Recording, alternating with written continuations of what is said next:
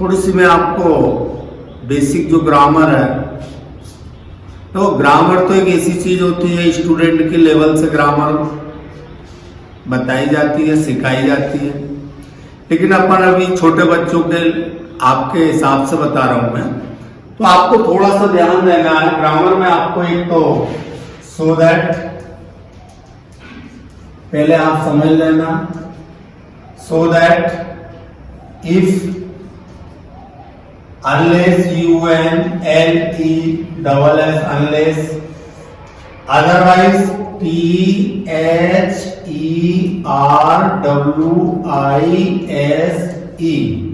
otherwise का मतलब होता अन्यथा, अन्यथा, वरना, नहीं तो, इस तरह से डराता है, चमकाता है।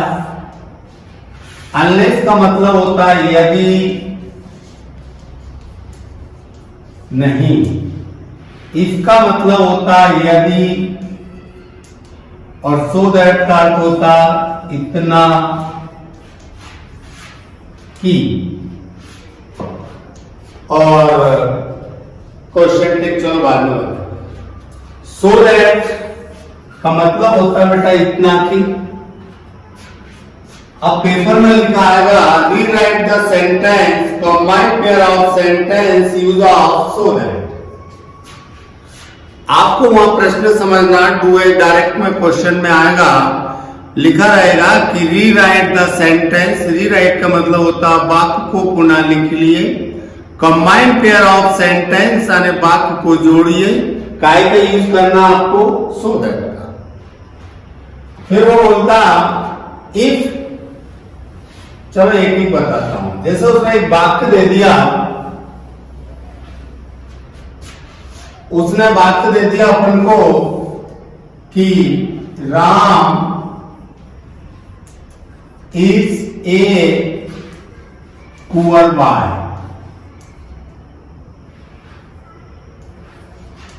फिर जाएगा he can not buy BUY books.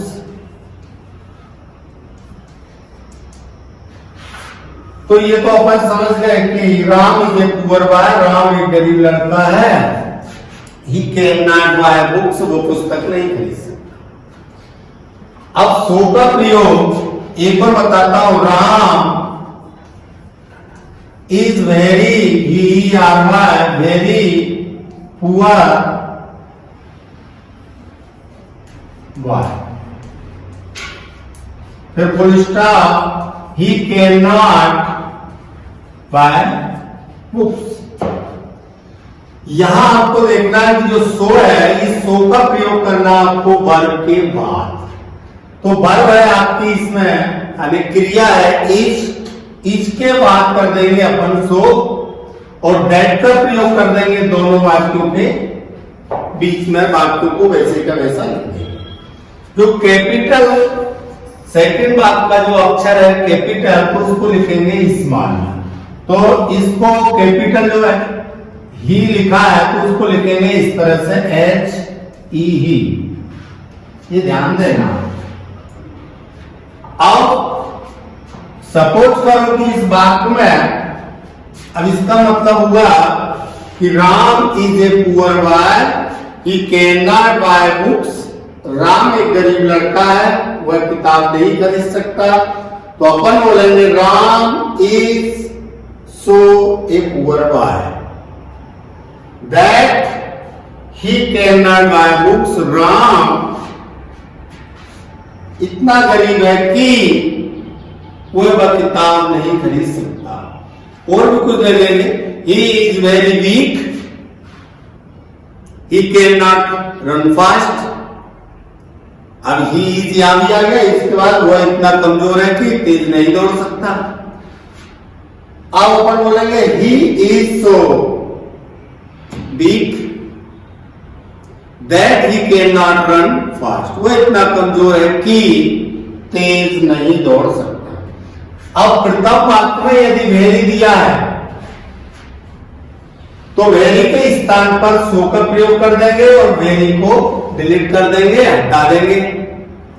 तो आपको ये चीज देखना है कि यदि प्रथम वाक्य में वेरी दिया है तो वेरी के स्थान पर सो का प्रयोग करेंगे, बाकी वैसे का वैसा कर देंगे, ठीक है।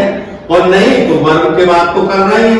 यदि वेरी दिया है तो यहां ध्यान देना वेरी के स्थान पर सो और सो दैट जैसा ही, पर ये ध्यान देना ऐसा सो दैट करके सो अलग और दैट अलग लिखा है, वहां अलग होगा। सेम ऐसे SUCH सच दैट, जब भी ये सेम होगा। यदि बेटा ऐसा सो दैट दे देगा तो ये दोनों का इनमें और इनमें दोनों में डिफरेंस हो जाएगा। एक TOO2 वाला वो 11 पे कॉलेज में जाता है, आपको तो 6-7 के बच्चों के हिसाब से ये इतना इस तरह के सेंटेंस आएंगे और इसी तरह के सेंटेंसों को आप पहले धीरे धीरे करोगे फिर अपन बड़े बड़े कर लेंगे। क्योंकि यदि मैं किसी किताब से या किसी चीज से एक साथ बहुत सारे सो दैट के बोल दूंगा तो ना तो आप पढ़ोगे ना ही आप समझोगे, फालतू आपकी कॉपी भराना मुझे कि मैंने बहुत सारी ग्रामर करा दी। मेरा उद्देश्य है कि जो मैं बोल रहा हूँ वो आपको आना चाहिए और ओरल आना चाहिए। ज्यादातर आपको इस तरह की बातों को ओरली ध्यान में रखना और रिपीट करते रहना। रिपीट करने से एक बार समझ में जाएगा तो हमेशा के लिए फ्री हो जाओगे आप। अब अगला कर रहे थे अपन इफ। इफ का मतलब होता है यदि और अनलेस का मतलब होता है यदि नहीं।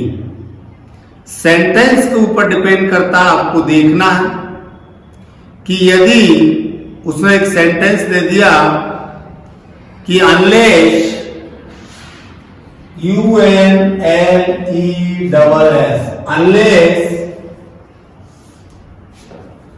unless you do work WORK work hard HARD, तो उसका बोला unless you work hard you will, full stop लगा दिया, you will fail, you will WILL will fail FAIL, you will fail। Unless you do work hard, यदि तुम कठिन कार्य नहीं करते हो तो you will fail, तुम फेल हो जाओगे। तो क्या करें? पेपर में लिखा है उसने कि आपको unless के स्थान पर if का प्रयोग करना। सॉरी मैंने सेंटेंस गलत बोल दिया। Unless you do work hard, right, सही है। You will fail, तुम फेल हो जाओगे। Unless के स्थान पर आपको काय का प्रयोग करना है, इफ का करना है, ये इफ। तो यहां है यदि नहीं और इफ का मतलब होता है यदि, तो आपको इस सेंटेंस को निगेटिव बनाना पड़ेगा। मेरा कहने का मतलब ये रहेगा आपके लेवल से कि यदि इफ का यूज करोगे तो निगेटिव सेंटेंस यानी नॉट का यूज करना पड़ेगा। जब इफ लगाओगे तो नॉट उसके साथ आना चाहिए, इफ हटाओगे तो नॉट उसके साथ हटना चाहिए, उसके स्थान पर अनलेस आ जाएगा। तो अपन बोलेंगे इफ यू डू नॉट, तो ये प्रेजेंट टेंस है। प्रेजेंट टेंस की वर्ब के हिसाब से आपको ऐड करना पड़ेगा। यहां बोला unless you do work hard, यदि तुम कठिन कार्य नहीं करते हो, यानी present indefinite tense. Present indefinite tense की वर्ब होती है डू और डज। तो यहां जाएगा, अब वो ज्यादा उलझ नहीं जा रहे अपन, तो लिखेंगे if you do not work hard you will fail. वही अर्थ निकला कि यदि तुम कठिन कार्य नहीं करते हो तो तुम फेल हो जाओ। अब यदि वो ऐसा दे देता कि if you not take a taxi, यदि तुम टैक्सी नहीं करते हो, you can not catch your bus या बॉल, जो भी है कि बस कर लो। यदि तुम टैक्सी नहीं करते हो तो तुम बस को, तुम्हारी बस को नहीं पकड़ सकते। तो यहां बोला था इफ यू डू नॉट। अब यहां अपन को क्या का यूज करना है, अनलेस का करना। तो यहां मैंने लिखा था इफ यू डू नॉट। तो जब इफ हटेगा ना बेटा तो ये डू नॉट भी हट जाएगा। तो यह आ जाएगा unless you work, sorry unless you take a taxi you can not catch your bus. तो यहां ये जो हटाया अपन ने डू नॉट, इसके साथ में डू नॉट हटेगा और तो अनलेस तभी लगाना। अदरवाइज का मतलब होता अन्यथा, वरना, नहीं तो। पेपर में लिखा है यूज ऑफ अदरवाइज, मैंने पहले ऊपर बता चुका हूं कि आप प्रश्न के हिसाब से करना आपको। तो अदरवाइज हो रहा कि you do work hard you will fail, तुम कठिन कार्य करो तुम फेल हो जाओगे। वो बोल रहा है you do work, WORK work, HARD hard, you will fail, तुम कठिन कार्य करो तुम फेल हो जाओगे। तो आप बोलोगे क्या सर सोएंगे आराम करेंगे पिक्चर देखेंगे टीवी देखेंगे तो क्या पास हो जाएंगे? अब अपन को बोलना बेटा यहाँ ऐसे लिखना आपको यूज ऑफ अदरवाइज, ऐसे आपको लिखना। तो यहाँ आपको आंसर डालना, आंसर जो भी क्वेश्चन का था उसका 3rd नंबर था, या 3rd नंबर डाल देना।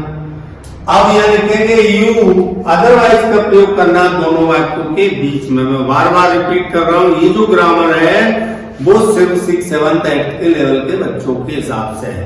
बाकी बहुत सारी चीजें हैं इनमें, टेंस है, वर्ब है, कर्ता क्रिया, ये सब चीजें टेंस जब आपको आने लगेंगे तो समझ लेना।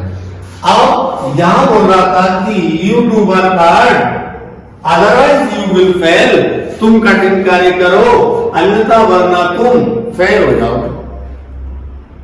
ये अन्यथा वरना नहीं तो तुम ऐसा करो, वरना मैं ऐसा जानता, अदरवाइज मुझे ये मालूम होता कि आप एक क्लास में चोरी करते हो तो मैं आपके पास नहीं बैठता। तो मतलब अदरवाइज मुझे ये नहीं मालूम था कि मैंने आपको पैसे दे दिए आप पैसे नहीं दे रहे हो, आप तो ऐसे। तो अदरवाइज का मतलब होता अन्यथा वरना, नहीं तो किसी चीज के बारे में चमकाना या डराना या दुख व्यक्त करना, इस तरह से सेंटेंस के ऊपर आपको चलाना। तो अदरवाइज का प्रयोग दोनों वाक्यों के बीच में करना, जहां फुल स्टॉप रहता वहां कॉमा लगाना, पेपर में आपको समझना है। थैंक यू, धन्यवाद।